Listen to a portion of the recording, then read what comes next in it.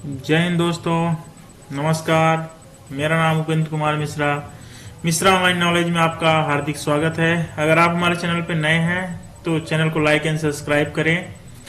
Computer GK के एक और सीरीज के साथ प्रीवियस ईयर पेपर में। तो चलिए आज का पहला क्वेश्चन शुरुआत करते हैं। ईमेल एप्लीकेशन को में संक्षिप्त अक्षर सीसी का पूर्ण रूप क्या होता है? तो जो सीसी का पूर्ण रूप होता है वो कार्बन कॉपी होता है। सबसे पहले अगर ईमेल हम खोलेंगे तो किसी को अगर मैसेज भेजते हैं तो उसमें सबसे ऊपर 2 करके आता है, फिर सीसी रहेगा, फिर इसके बाद बीसीसी होता है, ब्लाइंड कार्बन कॉपी होता है, फिर इसके नीचे सब्जेक्ट लिखना होता है। तो अगर बीसीसी का पूछता है तो ब्लाइंड कार्बन कॉपी होता है, और सीसी का होता है तो कार्बन कॉपी होता है। तो ईमेल का पूरा नाम इलेक्ट्रॉनिक मेल होता है, और इसका जो है तो ईमेल में 2 होता है। एक जो होता है तो यूजर नेम होता है, एक डोमेन नेम होता है। तो जिसमें @@ लिखा होता है, तो @ जो है तो @ को रे टॉमलिसन ने की थे, और इन्हीं को जो है तो ईमेल के जनक भी माना जाता है, टॉमलिसन को।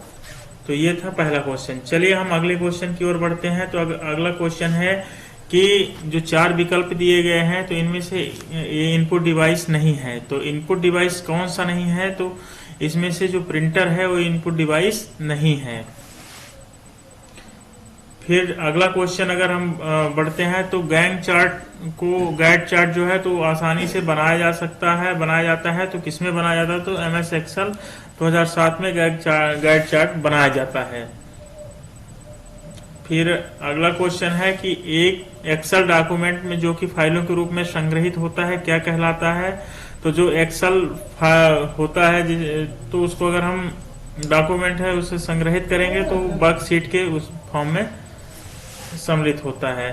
और जो एक्सेल होता है उसमें ही रो और कॉलम जो है तो वो होता है।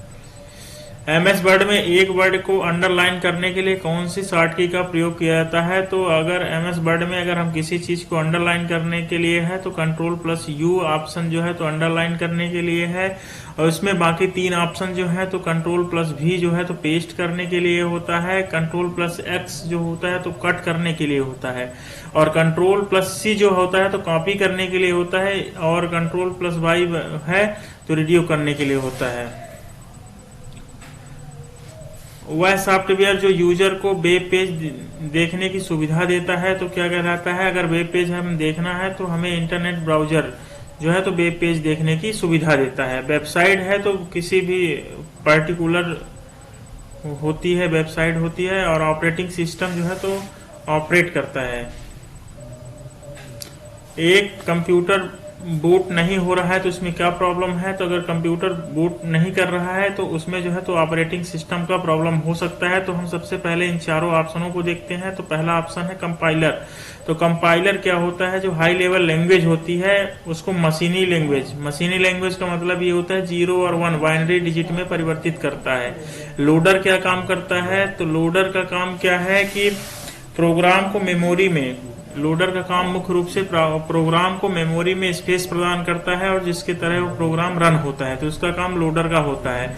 और ऑपरेटिंग सिस्टम तो है अब असेंबलर का काम असेंबली लैंग्वेज को ये मशीन लैंग्वेज मैंने 0 और 1 बाइनरी डिजिट में परिवर्तित करता है। चलिए अगले क्वेश्चन की तरफ चलते हैं। तो MS वर्ड में डॉक्यूमेंट में न्यूनतम कितने रो और कॉलम होते हैं? तो न्यूनतम जो है तो एक रो भी हो सकता है और एक कॉलम भी हो सकता है, लेकिन इसमें अगर आपसे न्यूनतम पूछा है तो किसी भी परीक्षा में अधिकतम भी पूछा जा सकता है। तो हम अधिकतम के लिए क्या है कि रो का हम कितनी भी रो इंसर्ट कर सकते हैं MS वर्ड में, लेकिन कॉलम जो है तो कॉलम हम ओनली 63 कॉलम ही कर सकते हैं। तो मैक्सिमम में कॉलम की संख्या निश्चित की गई है, लेकिन रो की संख्या निश्चित नहीं की गई है। चलिए हम अगले क्वेश्चन की तरफ चलते हैं। तो अगला क्वेश्चन ये है कि MS वर्ड 2007 में किस मेनू का उपयोग कैरेक्टर साइज को टाइपफेस में बदलने के लिए किया जाता था? तो जो कैरेक्टर की साइज है वो हमारे MS वर्ड में जो है तो होम पेज पे ही मिलेगी। तो अगला क्वेश्चन की तरफ बढ़ते हैं। तो उसमें है CPU का एक हिस्सा नहीं है। तो सीपीयू का हिस्सा कौन सा नहीं है, तो स्टोरेज यूनिट जो है तो सीपीयू का हिस्सा है। एएलयू अर्थमेटिक लॉजिक यूनिट होता है जो अंक गणितीय कार्यों के लिए होता है, तो ये भी है। कंट्रोल यूनिट जो है तो जो कंट्रोल करता है प्रोग्रामों को, ये उसमें है। प्रोग्राम यूनिट जो है तो सीपीयू का हिस्सा नहीं है। चलिए अगले क्वेश्चन के लिए हम चलते हैं। तो एक डॉक्यूमेंट में प्रिंटिंग के लिए पेज रेंज को सेलेक्ट करने के लिए किस स्पेशल कैरेक्टर का उपयोग किया जाता है, तो हाइफन जो होता है, जो माइनस चिन्ह दर्शाता है उसे हम हाइफन बोलते हैं। जो कीबोर्ड में 0 के बाद और प्लस के पहले है, बैक स्पेस के 2 की में दूसरे की में है, तो उसे हाइफन है, तो उससे जो है तो प्रिंटिंग के पेज रेंज को हम डिसाइड करते हैं। अगला क्वेश्चन है एमएस वर्ड 2007 में कौन सा शब्द फॉन्ट ग्रुप से संबंधित नहीं है, तो फॉन्ट ग्रुप से संबंधित जो है तो फॉन्ट ग्रामर नहीं है। अगर हम देखेंगे तो अगर हम एमएस वर्ड में जाएंगे तो होम में ही सब चीजें मिल जाएंगी, फॉन्ट साइज मिल जाएगी, फॉन्ट कलर मिल जाएगा और श्रिंक फॉन्ट मिल जाएगा, लेकिन फॉन्ट ग्रामर नहीं मिलेगा। तो ये हुआ।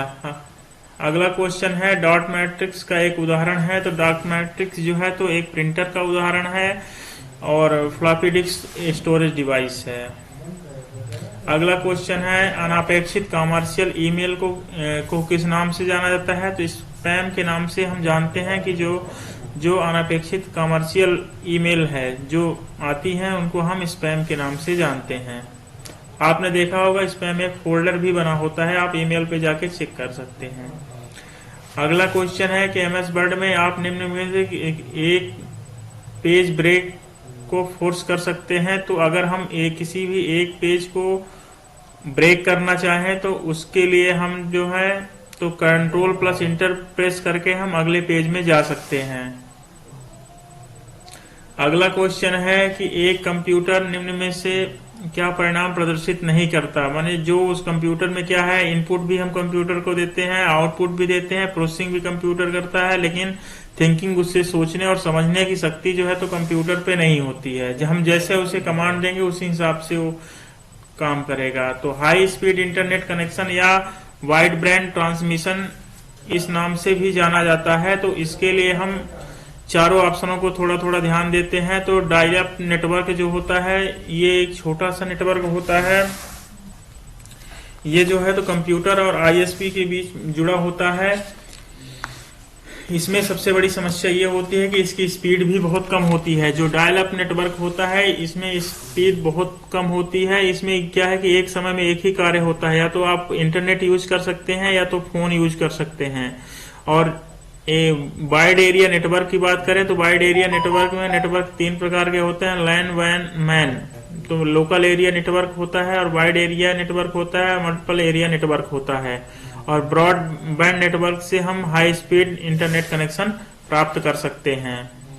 अगला क्वेश्चन ये है कि एमएस एक्सेल में पेस्ट स्पेशल कमांड को उपयोग करते हुए निम्नलिखित में से क्या क्या पेस्ट कर सकते हैं। तो अगर हम उसमें स्पेशल कमांड का उपयोग करेंगे तो हम तीनों चीजें पेस्ट कर सकते हैं। तो इसमें से केवल वैलिडेशन कर सकते हैं, केवल फॉर्मेट, केवल फार्मूला, तो उपयुक्त सभी हम इसमें पेस्ट कर सकते हैं।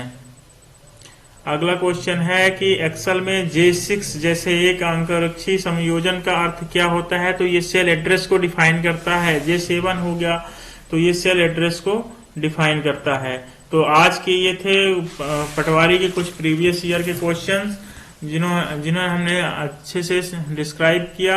अगर आप हमारे चैनल पे नए हैं तो लाइक एंड सब्सक्राइब करें, क्योंकि हम पटवारी के, वन रक्षक और मध्य प्रदेश में जितनी भी परीक्षाएं होने वाली हैं उसके लिए डेली कंप्यूटर जीके के कुछ ऑब्जेक्टिव टाइप क्वेश्चंस जो प्रीवियस ईयर में आए हैं व्यापम द्वारा आयोजित परीक्षा में, उनको हल करते हैं।